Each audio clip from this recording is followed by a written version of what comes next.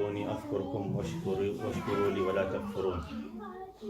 وقال رسول الله صلى الله عليه وسلم, the Prophet صلى الله عليه وسلم said in a hadith that the best amongst you is he who learns the Quran and teaches it.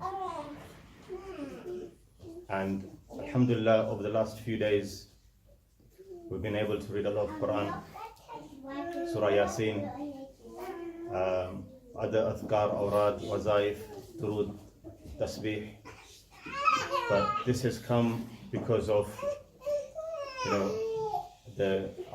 our mother has left us by the will of Allah subhanahu wa ta'ala.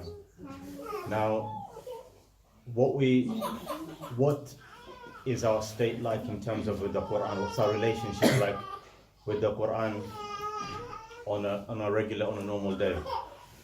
Do we have a wird of the Quran every single day?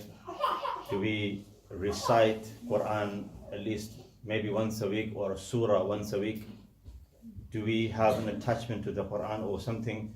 Or we're engaged to learn some parts of the Quran in terms of surahs or some ayahs that we've heard and we've learned? If we're not having an attachment of the Quran on a regular basis, then ultimately we don't have an attachment to the Prophet ﷺ, because he was, according to the hadith, he was a walking Quran. And the Sahaba say, when we looked at the Prophet ﷺ, we saw Quran. And when we were reading the Quran, we saw the Prophet ﷺ. So everything about him ﷺ is to do with the Quran. And if we don't have a relationship with the Quran, as I said, we don't have a bond and a connection to the Prophet ﷺ. So what the Quran gives us is shifa from a lot of things and protection from many things. By just gazing at the Quran, not even reading it, you're getting rewards, you're getting good deeds. Now when you start reciting the verses of the Quran, every single letter gives you 10 rewards. Every single letter. So alif, lam, mim, that's one word, but that's 30 rewards you've got. Those people who are fluent in the Quran get 1 reward. Those who are not as fluent but they're still trying get twice the reward, because of the struggle and the input in having a relationship with the Quran. So that's an incentive for all of us. Yeah, we should be there. All right, if I don't know the Quran, I don't know how to recite it, let me try it, because that's reward. That's reward for us. And our relationship, if we want to be protected from what's coming our way in the future, all of us here will have to leave this world one day. And we all have hope in Allah subhanahu wa ta'ala that we're not punished in our graves. And if you want to be protected in the grave, then we have Surah Mulk. The recitation of Surah Mulk every single night, inshallah, will work in our way that we're not getting punished in the grave. There are some people in this, a lot of the scholars said this, there'll be people in a lifetime today that will face Dajjal, the Antichrist. Now, if you want to be protected from the fitna of Dajjal, because some people will see the Dajjal and the faith will be ripped off their hearts. They'll become disbelievers straight away. Like when the people saw the Prophet ﷺ, they were filled with Iman. And the Dajjal will do the opposite, will rip the faith of people. So if you want to be protected from that fitna, recite Surah Kahf.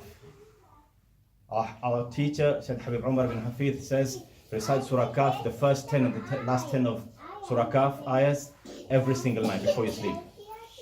And Surah Mulk. Because he says we're the doorstep of Qiyamah. At the doorstep. So if we look at the doorstep and how close are we to the inside or the outside of it, that's where we're at. And if you want to be protected from what's coming our way, Quran is the only thing that's gonna have protection for us. And if we don't have that, well, we're preparing ourselves to fail of the test that's coming our way.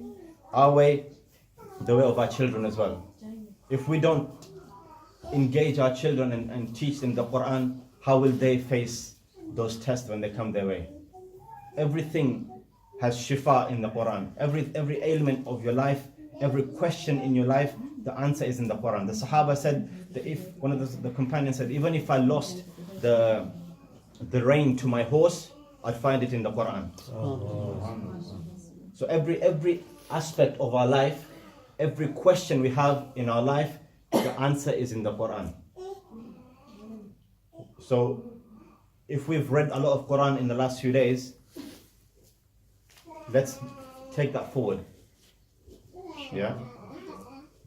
A quick win in terms of Quran and maybe have a quick win is Surah Ikhlas. Reading a third of that reading one of it, will give you a reward of reciting the third of the Quran. Reading it thrice will give the reward of reciting the whole Quran. That doesn't mean that you've recited the whole Quran, but it's just the reward of reciting the whole Quran. Surah Zilzala, إِذَا زُلْزِلَتِ الْأَرْضُ زِلْزَالَهَا, give you the reward of half of the Quran. Having an attachment of Surah Yasin as well on a regular basis after Fajr or after Isha, reciting Surah Yasin only takes 10 minutes, and what that gives us is again protection. It makes our heart strong because that's the heart of the Quran itself. Yeah. So we have to be those people, especially in these lands where we're not so surrounded by a lot of Muslims, is to have an attachment with the Quran. And if we have an attachment with the Quran, it'll have protection for us in this life, especially in our grave, and shafa' of the Quran in the hereafter on the day of Qiyamah. Wa akhiru da'wana alhamdulillahi rabbil alameen. Alhamdulillah.